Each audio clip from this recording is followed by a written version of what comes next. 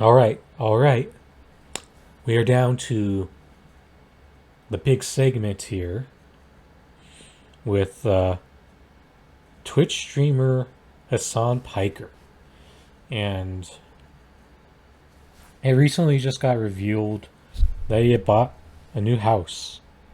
So let's just go through the basic details here. So he bought a house, West Hollywood, California, for $2.7 million. And it's a newer house from 2014, 3,800 square feet, 5 bedrooms, 5.5 bathrooms, and 6,607 square feet. And what we do, I would just like to say that the fact that Hasan Piker had bought a house, even if you think that the house he decided to get was too expensive, is not the important part here for me.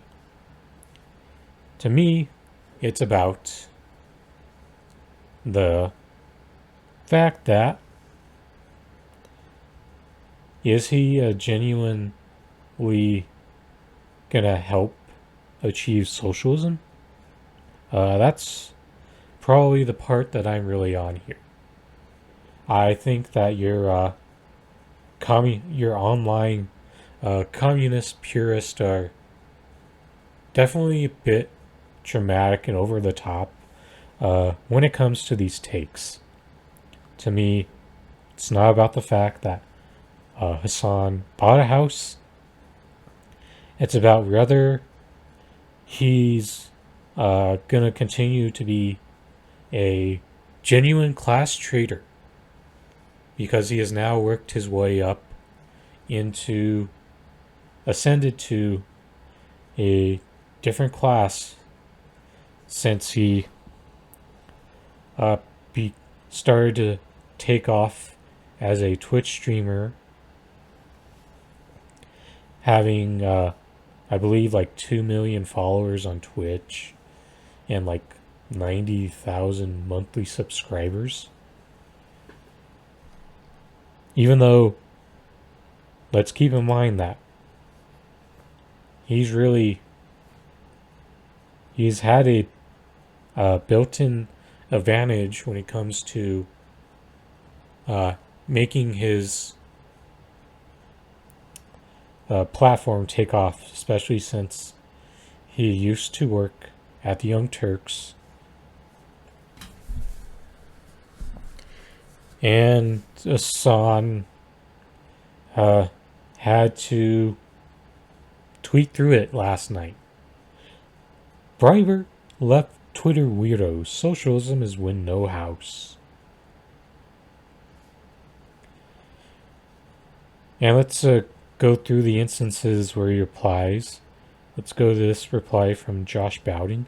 Owning a house isn't a problem. The problem is you can afford a $3 million mansion and you don't use your resources to actually, help people.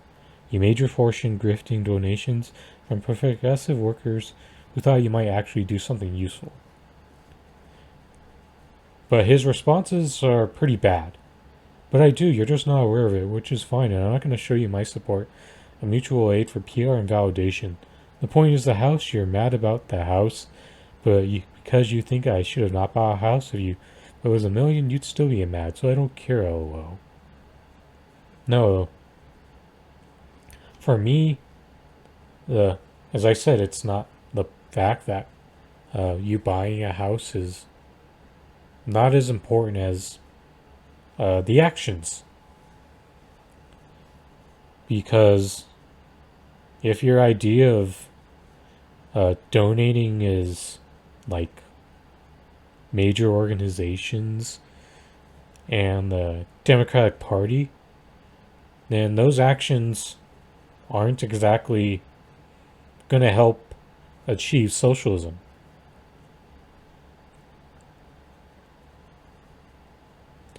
And the fact that Hassan is getting all defensive like a capitalist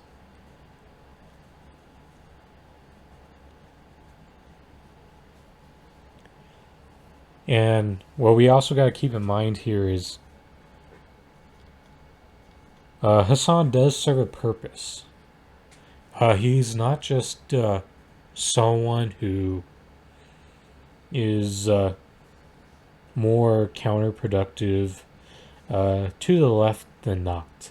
Like someone like Vaush or what Destiny used to be. He at least does serve the purpose of bringing people to being SOCDEMs, which is better than turning people into liberals like uh, the vast majority of BreadTube. So I do think that there is a problem with my thing is the house is not the important part. What's important is he misguiding people into the wrong path when it comes to achieving socialism? Yes, that's what I think is the real issue at hand here. He's. We just saw earlier this week, I believe, Jackson Hinkle just exposed a bunch of lies that he is misinforming his viewers about force the vote. The first lie being he perpetuated that Kevin McCarthy could become House Speaker if Squad and their neighboring progressives had withheld their vote from Nancy Pelosi. And once again, the only way it would happen is if Democrats had voted for him. Then the next part is the other problem with Hasan is the fact that in addition to that, he used some seriously absurd projection, calling Force the Vote supporters liberals? Because his mischaracterization of Force the Vote criticisms, that was him being highly liberal. Then the next part is he used some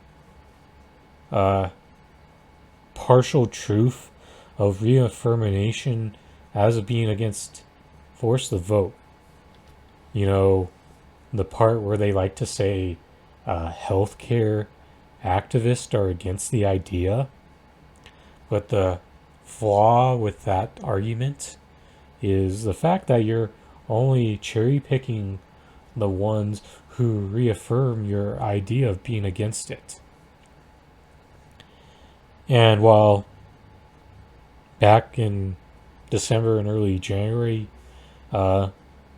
Hasan wasn't as vocally opposed to it.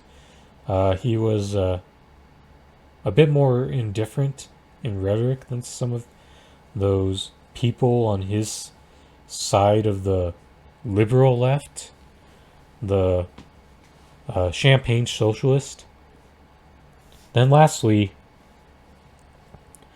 Hasan explained his reasoning for not promoting the March for Medicare for All. And it's dangerous, man. He was like, oh, they were embarrassing. And I'm just glad that liberal media didn't point out how embarrassing that is. Seriously, how fucking stupid is that? Because if the biggest left Twitch streamer promoted the Medicare for All march, think about the turnout increases all those 56 city event has just by the influence of Hasan, even if he wasn't as strong of a believer of it. people like him have the influence to alter the outcome of events. And in that moment, he just uh, negatively affected events by his silence and taking the shit-lib side in this instance. And that's the issue with Hasan. Not the fact that he has a house. It's the fact that his actions are going to be counterproductive to some of his actions, that is, to achieving socialism. As I said before, I tried to look up his formal. There's nothing easily accessible about like formal organizing efforts, but and also the times where he was vocal about his donating, you could clearly tell that it was mainly to the more national type of organizations and to progressives in the Democratic Party. But now it's time to take you to another person that has a house, and many of those people who are making strong defense of the fact that Hasan has a house are the same ones who complained about Jimmy Dore having a house. And this came up in around Force the Vote. As you can see, that in comparison, 800,000 less than Hasan's new home. Still in the LA area. 2,815 square feet, 5 bedrooms, 4 bathrooms. 1936 home, but problem is, it's time to point out the differences between Jimmy Dore and Hasan Piker, who Hasan, by the way, has done plenty of work in forming the anti-Jimmy Dore crowd. Here's the difference. I believe Jimmy Dore is a genuine class traitor. He is advocating for the rights of the working class. He is actually trying to push forward strategies that will help. And yes, Force the Vote, when he started to push it back in December of last year, that would have helped the people who are totally in on the idea of reforming the Democratic Party. But as we saw, so many people decided to be completely against the idea because of Jimmy Dore and the fact that we know that if one of their own pushed the idea of Force the Vote, like Sam Seed or Cenk Uygur, they would probably be the crazed lunatics on Force the Vote. Like, they try to characterize people like myself who still support Force the Vote and advocate that progressives in Congress still have an opportunity to use it until the midterms, even though they missed multiple opportunities, starting with the House speakership vote. But I digress, and the difference is, while Hasan is donating to politicians and well-known organizations on a national level, Jimmy Dore is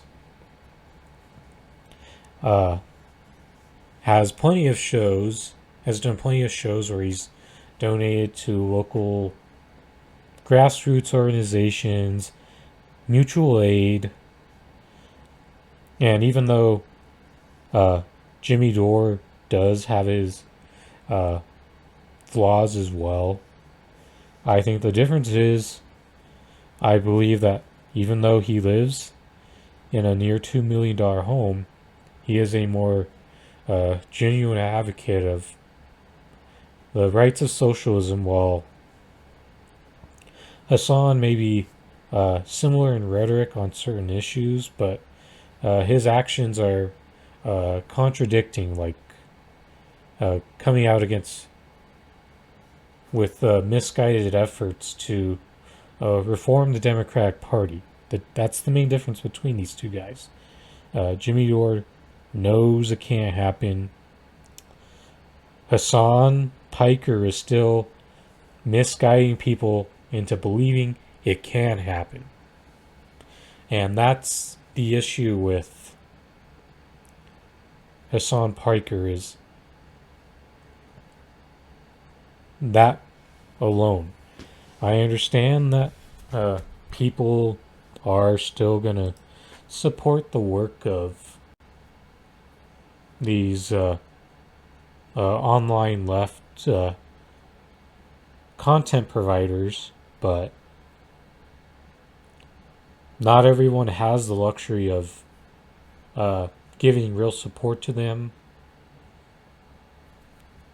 and that you're much better off putting that money into building up mutual aid.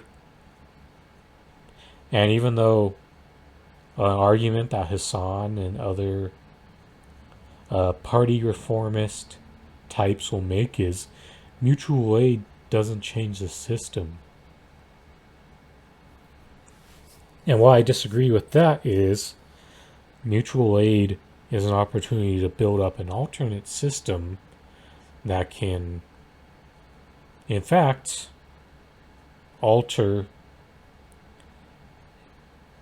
help change the system that they so-called are trying to do with this Democratic Party reform.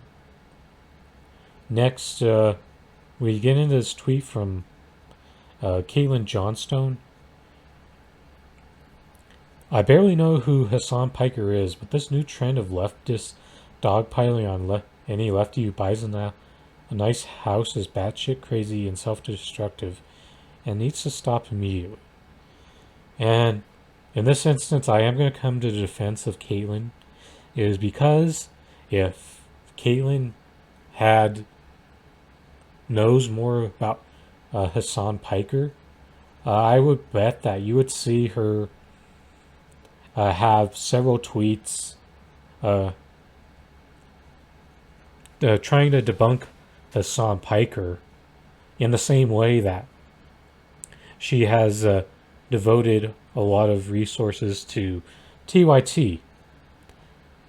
And that's why I'm not going to join in on this like many of the online purists have. Because there's one thing that I think, it's the fact that we need more class traders on the left, for the left.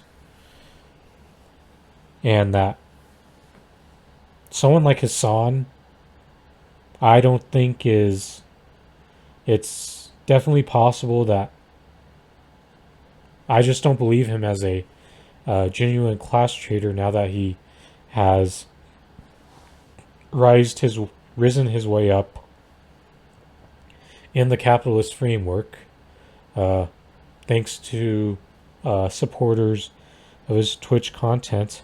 Well, compared to Jimmy Dore, it's more understandable how he had previously attained wealth due to being a well-established comedian and being someone who used to be less of a political commentator, and now that he has shifted more of its focus to politics, there is some differences there. But Jimmy Dore and Hasan Piker have both built up, had previous advantages to building up their wealth before getting into the independent left political game. And I disagree with some of the reasoning of the people who are coming after Caitlin Johnstone. If you did it with substantive criticisms like the ones I'm providing of Hasan Piker, then fine. If you're just doing it from of a puritanical mindset of that's too expensive of a house of a socialist to have, then that's a now that's ridiculous if you ask me. Because if Caitlin known more about her, she would be putting more. You would see a lot more critical stuff in her tweets about him. But let's go to the good old uncle who set him up for the opportunity to be able to buy a better house. I'm super proud of Hasan Piker for becoming incredibly popular without selling out or shilling for right-wingers. He stuck to his principles and never chased right-wing or mainstream approval or cash like a sad little puppy dog. He won people over by being his own man. Hashtag respect. Oh man, those last two sentences from Cenk Uygur are telling on himself, because even with the misogyny and racism that Cenk Uygur has, and how Hasan has moments of being guilty of that as well. He used to be at least more of a principled, quote unquote, anti-establishment type until the moment that TYT decided to take $20 million of right-wing liberal Jeffrey Katzenberg money, and in order to get that mainstream approval, that same type of mainstream approval that he strives so hard to get, so hard that the DNC continuously won't allow TYT credentials to cover Democratic conventions. And the fact that just a little over a couple weeks ago, Cenk Uygur, having his broken time of the month, advocated outreach towards right wingers. And there's, for every one day of the month, he advocates for outreach to the right. He contradicts himself, like in this tweet right here. And the fact that TYT has hoarded itself out for cash like a little puppy dog, because during this pandemic, from the start, they have constantly asked their viewers for money. Compare that to Jimmy Dore, who, in the closing video card, pretty much said not to give him money because nobody has a fucking job. That's the words from Jimmy Dore. Someone who does not aggressively ask people for money. Well, and does comedy shows in order to fundraise for causes that are important to Jimmy Dore. But what did these? What does Cenk Uygur do?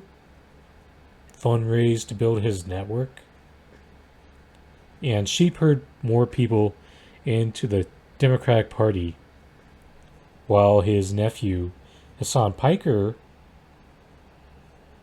does it in a more trendy, cool type of way, and stream for like 8 to 10 hours a day, spending a lot of that time reacting to videos of right wingers while attacking. Then, while part of that other time is him going against people to his left, then the other last part of it is his playing video games. So that's the issue here at hand.